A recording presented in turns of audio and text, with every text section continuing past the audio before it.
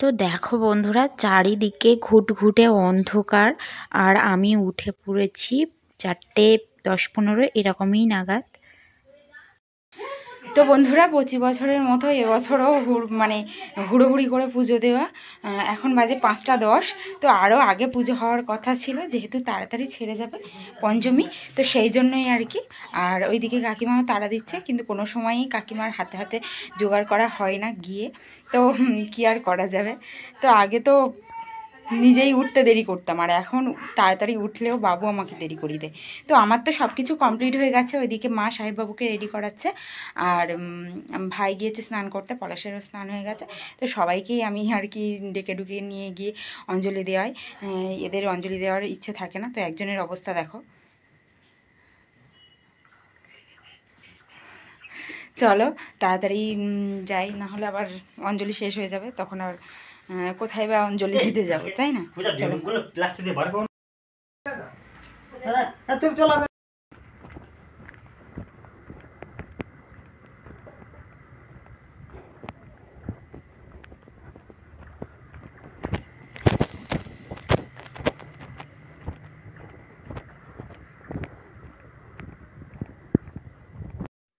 তো এত অন্ধকারের মধ্যে আসতে সত্যি সত্যি ভয় লাগছিল, কি বলবো আর। তো দেখো চলে এসেছি, আর এসে দেখলাম যে ঠাকুরমশাইও চলে এসেছেন। তো ফোন করেই বলেছিল কাকিমা যে ঠাকুরমশাই চলে এসেছে, তাড়াহুড়ো করে, ওই জন্যই তো আসা। তো কাকিমাও পুজোর সব জোগাড়যন্ত্র করেই রেখেছে বেশিরভাগটা।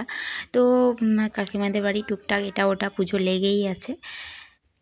আর আমি আগে আগে চলে এসেছি। তো পিছনে পলাশ আর আমার ভাই দুজনে আসছে। তো দুজনার তো ওঠার নামগন্ধ থাকে না, দুজনার টেনে টেনে তুলি। যখন বিয়ে হয়নি তখন আমার ভাইকে আমি টেনে টেনে তুলতাম, এখন বড়মশাইকেও টেনে টেনে তুলতে হয়। তো দেখো সাহেববাবু এখানে পাঞ্জাবি পরে চলে এসেছে, কিন্তু ও ওই মানে পাঞ্জাবির প্যান্ট পরবে না, আবার ব্রাশ নিয়ে চলে এসেছে, মুখ ধোয়ানো হয়ে গেছে। তো দেখতে দেখতে পূজা হয়ে গেল, আর এদিকে আমি একটু ধুনো করছিলাম। তো কাকিমাই বললো আর কি ধুনো করতে, আর কাকিমার হাতে তো আমি তেমন কোনোই জোগাড় করতে পারি না। ওই বললাম যে আস্তে আস্তেই কাকিমার সব জোগাড় হয়ে যায়, ঠাকুরমশাইও চলে আসেন।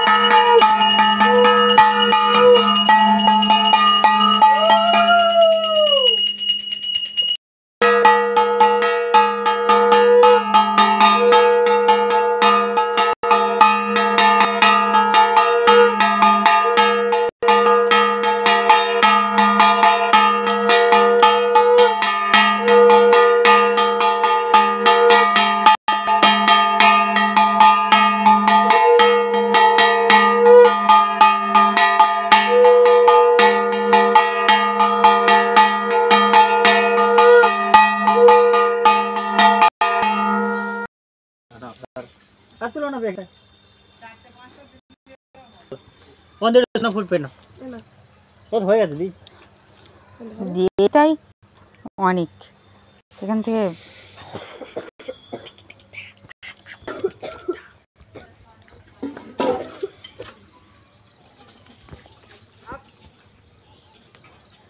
কাকিমাদের এবারে অত ইয়ে হয়নি, অবশ্য হবে বা কি করে, ডালপালা কোথায় বলছি, তোমাদের ডালপালা কোথায়?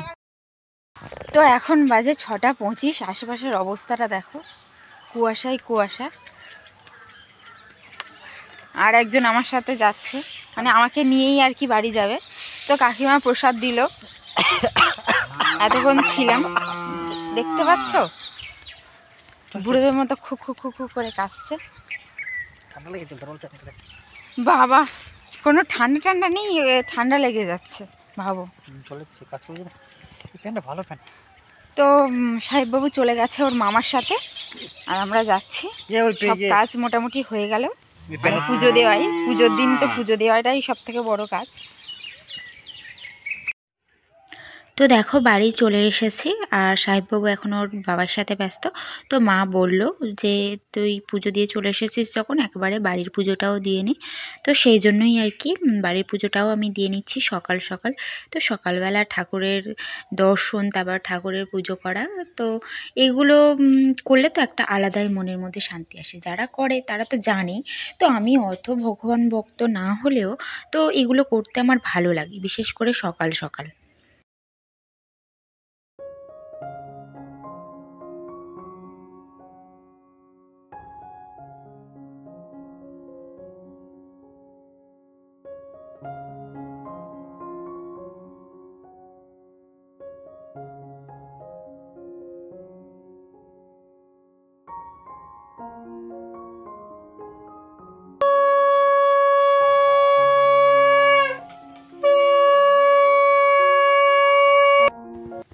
তো এখন বাজে 7:30, আর এই যে চা হয়ে গেছে। বড়মশাই এখানে দেখো চা খাচ্ছে, আর সাহেববাবু তো ঘুমিয়ে পড়েছে। আর মা এদিকে দেখো সব রান্না বান্নার জোগাড় করছে, তো খিচুড়ি হবে সেই জন্য। চলো চাটা খেয়ে নিই। বাইরের ওয়েদার একদমই খারাপ। সরস্বতী পূজায় এইরকম যদি ওয়েদার হয়ে থাকে, কারোর বেরোতে ভালো লাগে?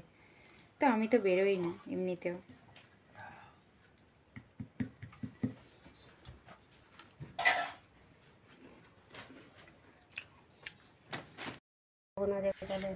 তো দেখো মা এখানে খিচুড়ি বসিয়ে দিয়েছে, আর আমি যাচ্ছি একটু পলাশের সাথে বাজারের দিকে, কারণ মানে বড়মশাই তো বেরোবে, তাই বললো চলো একটু সকালের দিক থেকে ঘুরেই আসি।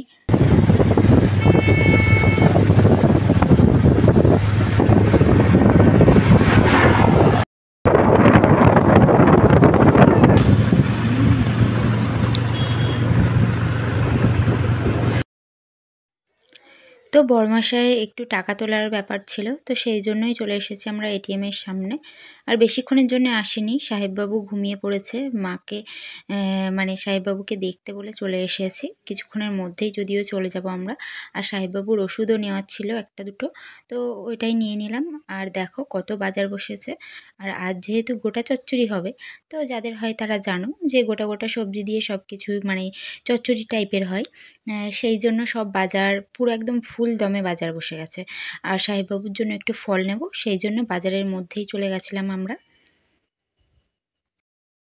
তো মা গিয়েছে স্নান করতে, আর এখন বাজে প্রায় 9:30। তো মা একটু বললো খিচুড়িটা নাড়তে, কারণ নিচ থেকে বসে যায়, তো সেই জন্য খিচুড়ি প্রায় হয়েই এসেছে। একদম হাঁড়ি ভর্তি হয়ে গেছে, নাড়তেও অসুবিধা হয় এই মানে এত ভর্তি হয়ে গেলে।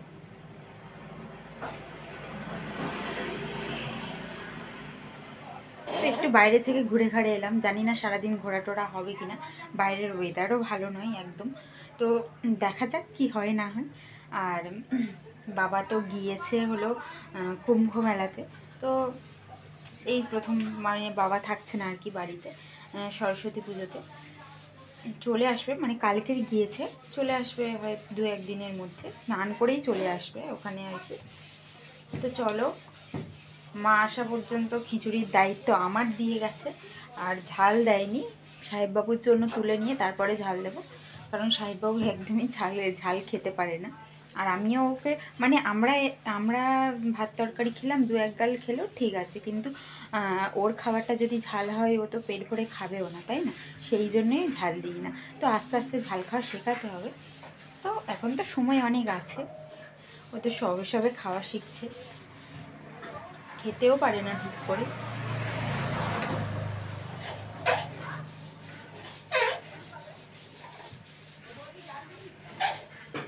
আর ঘুরতে যাওয়া হবে কি করে, বড়মশাইতে যাবে কাজে। তো দেখা যাক, ভাই যদি ওরা ঘুরতে যায়, আমাকে যদি নিয়ে যায় দয়া টয়া করে, তাহলেই যাওয়া হবে, না হলে তো হবে না। চলো বেশি না কথা বাড়িয়ে আমার কাজটাই করে নিই। আর এমনিতে তো রোদ নেই, তার উপর ঘরের মধ্যে একটু অন্ধকার অন্ধকার, মানে ঠিকঠাক ভিডিও আসছে না, এই কারণেই মানে ঝামেলা, আমার সব কাজেই ঝামেলা। এটা জুতো টয়লেট করবে। এইটা ওই জন্য বললাম পাঞ্জাবি প্যান্টটা পর, আর গুঁড়ো তো হবেনি, পা অবধি থাকতে এই অবধি পাঞ্জাবি প্যান্ট। তো আজকে সারাদিনটা বেশিরভাগ সময় সাহেববাবু ঘুমালো। তো ওর খাওয়া মানে সকালের যে খাওয়াটা সেটাই সবে হচ্ছে, দুপুর হতে চললো প্রায়, সেই জন্য একেবারে মা ওকে একটু খিচুড়িই খাওয়ানোর চেষ্টা করছে। তো ওকে খাওয়াতে গেলে যে কত কায়দা করতে হয় তোমরা তো জানোই কম বেশি। হ্যাঁ এই তো আমি খুলে নিয়েছি, ভাব দেখো।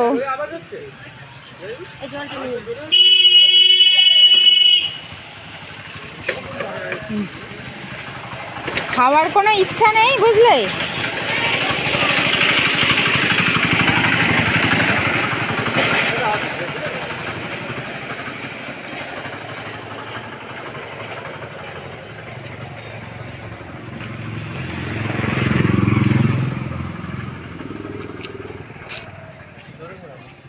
মামা গাড়ি খারাপ হয়ে গেছে বাবু, জানিস?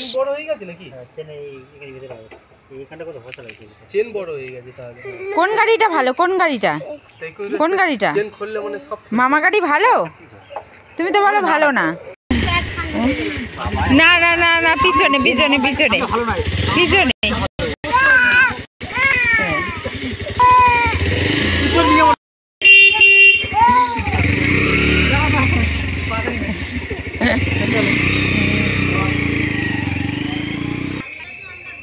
তো এখানে দেখো কত বাচ্চা বাচ্চা মেয়েরা একদম কিউট কিউট শাড়ি পরলে কত সুন্দর লাগে না? তো দেখো সবাই বেরিয়ে পড়েছে। আমার বাপের বাড়িতে থাকায় এটাই মজা আর কি, বেরোই আর না রাস্তা থেকে এত সুন্দরীরা যায় যে ওদের দেখেই এমনি এমনি মনটা ভালো হয়ে যায়। পলাশ আর আমার ভাই গিয়েছে, আমার ভাইয়ের বাইকে একটু সমস্যা হচ্ছে, তো সেই জন্যই একটু দেখাতে গেছে।